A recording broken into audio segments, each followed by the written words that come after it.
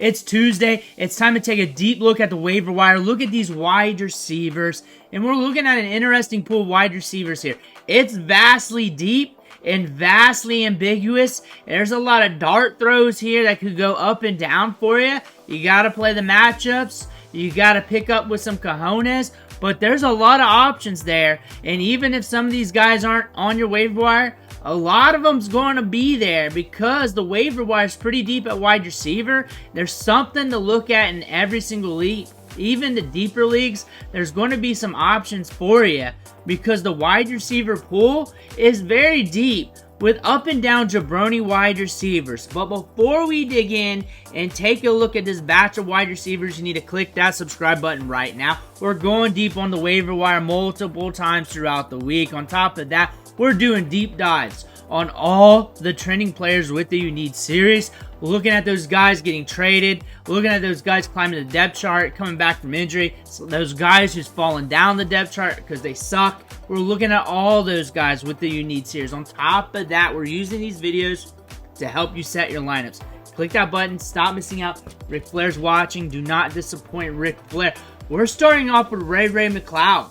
Drake London's dealing with an injury. Ray McCloud's had some value in fantasy off and on this season. He's able to rack up targets. He's running a lot of routes. Ran on 92.6% of the routes last week. That's with London out during a lot of the game. But still, that's a good amount of opportunity. You can't get a target without a route.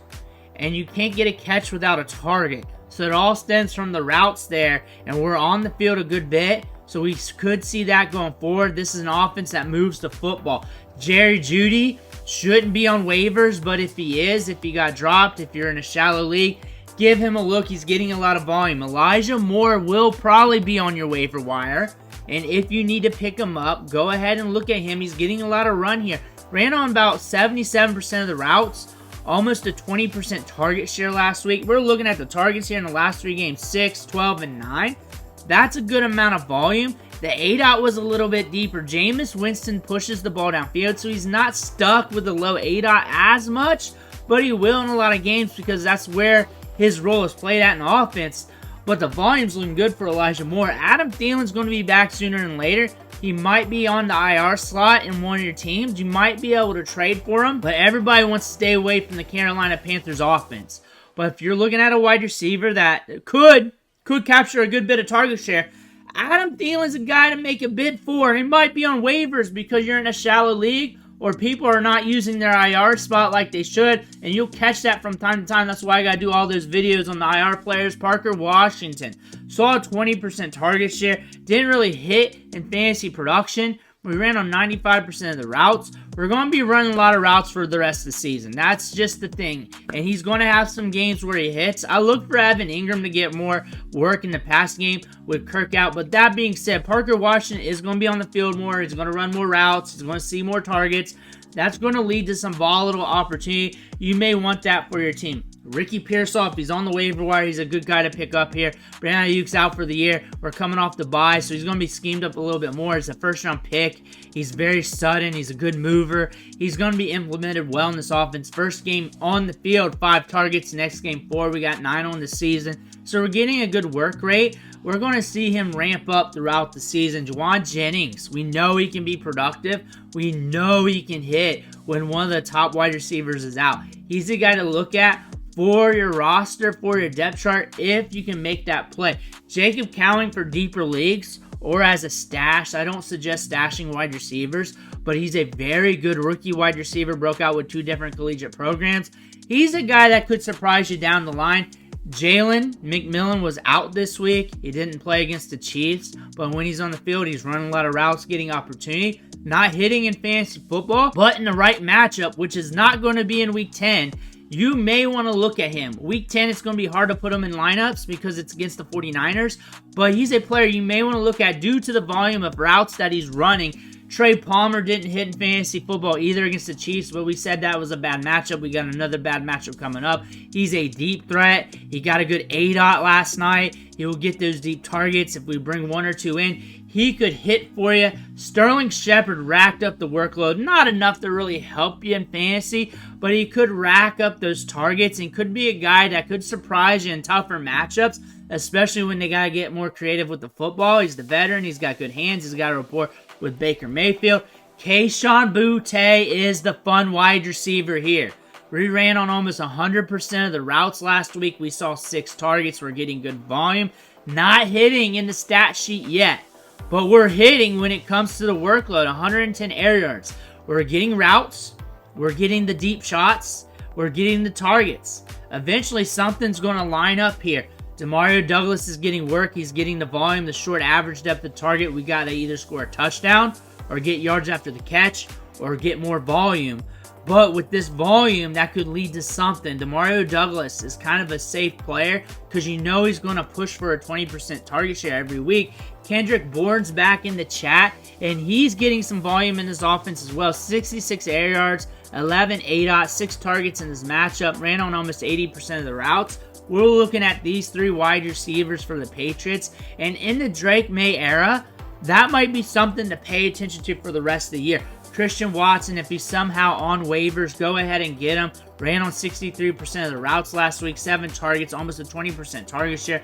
He's pushing it downfield for the deep ball. We bring in one of those, and we're cash. A 20.7 average depth of target, the average distance of the ball traveling downfield when he's targeted. And if you bring in one of those money targets, you're going to have a big game. If you don't, if you get overshot, it is what it is. It's going to be a downer game. But he's going to be vastly volatile. Jaden Reed is the man in the offense. Romeo Duns runs a lot of routes and gets a lot of work. Wicks gets some work as well because he creates separation.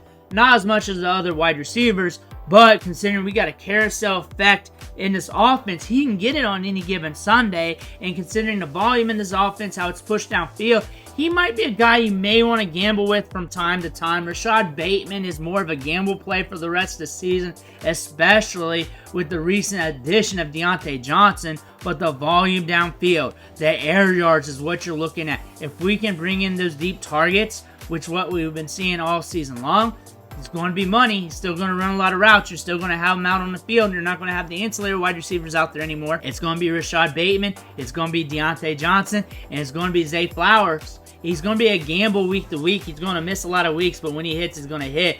Troy Franklin's that rookie wide receiver we've been paying attention to. He's running a lot of routes. He's getting targets. His volume's bumping up throughout the season, and we're watching him during the back 9 of the year. Could be a player that emerges even more towards the fantasy playoffs. Jalen Tolbert, because CeeDee Lamb's dealing with an injury, they added Jonathan Mingo, but that's really not going to affect Tolbert because we were running a lot of routes. We're seeing some opportunity. We're getting targets. The volume's going to be there. It's always going to be there going forward. We are dealing with quarterback issues. This might be a player that you're just going to struggle to get in your lineups anyways, even though we're going to rock some targets.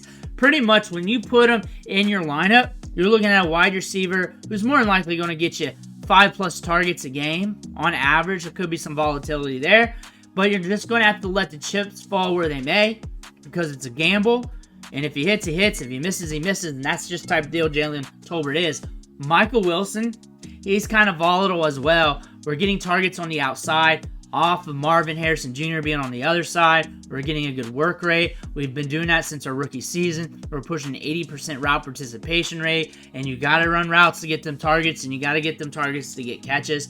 That being said, we're getting pushed downfield. We're getting in good situations. There's going to be some games where he hits and some games where he misses. Jalen Coker's back. He's back. Jonathan Mingo's gone. He was sharing snaps with Jonathan Mingo last week. Mingo ain't going to be there to do that anymore. Adam Thielen will, but Coker's got a different game. Contested catches downfield, ball downfield, him making the play, him with those sticky hands around the red zone. That's the type of player you got with the Jalen Coker. He's going to be a gamble because this is a shit offense, but it is what it is. He was getting a lot of work. He's been grading out well throughout the season. And don't let one down game bother you because it's the Panthers. Quentin Johnston is the heavy hitter from last week. Really shouldn't be on waivers, but he's on waivers due to the injury. We got a 20% target share almost, 5 targets, ran on 70% of the routes. We're getting good opportunity. We're a contested catch guy downfield.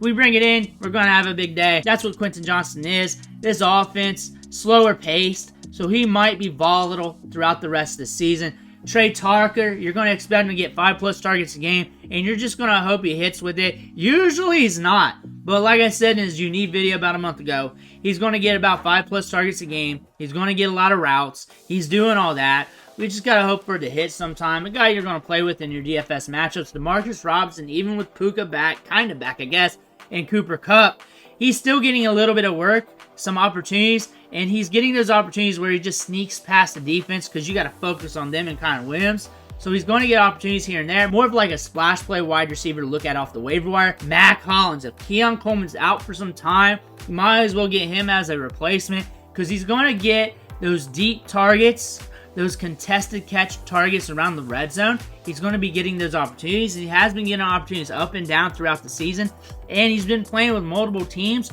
and with each team he's been with, he's been like a waiver wire dandy for like 2 to 3 weeks out of each season due to his nature, how he plays the game, and his talent. Noah Brown's starting to rack up opportunities. 19 routes ran, 76% route participation rate. We got 6 targets.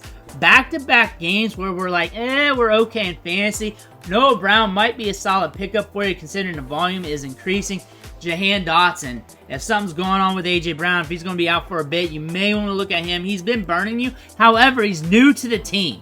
The fact that he's new to the team, he's able to get on the field and be on the field off the rip, that says something. Even though there's not much there for him to compete with, that could add up to targets later on down the road. Maybe something you want to take a gamble on, maybe not. There's a bunch of other Jabroni wide receivers to look at. We're looking at the Saints here.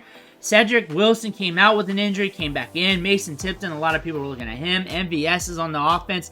I'm not really excited, but I know targets can flow in this offense and push the pace and go downfield. So if you really want to make a gamble, just pick one and pray to the fantasy gods. When you're looking at the Texans, Nico Collins is coming back. Stephon Diggs is out for the year. Tank Dell is still there as the mainstay. John Mechie, Xavier Hutchinson, and Robert Woods are the guys. I look for Collins to steal Xavier Hutchinson's routes. That being said, you're putting chips on Mechie, Woods, Hutchinson. Pick your poison there. I guess if you want to shoot for pure upside, we kind of seen what Hutchinson can do. We know Woods can be volatile. I think just being a gambler, I'd go John Mechie, but that's on you and what you want to do. But I'm not expecting to go over the moon with any of these wide receivers. Let me know what you think in the comments below. Make sure to hit that subscribe button on the way out. I want to thank you for watching. Catch you on the next video.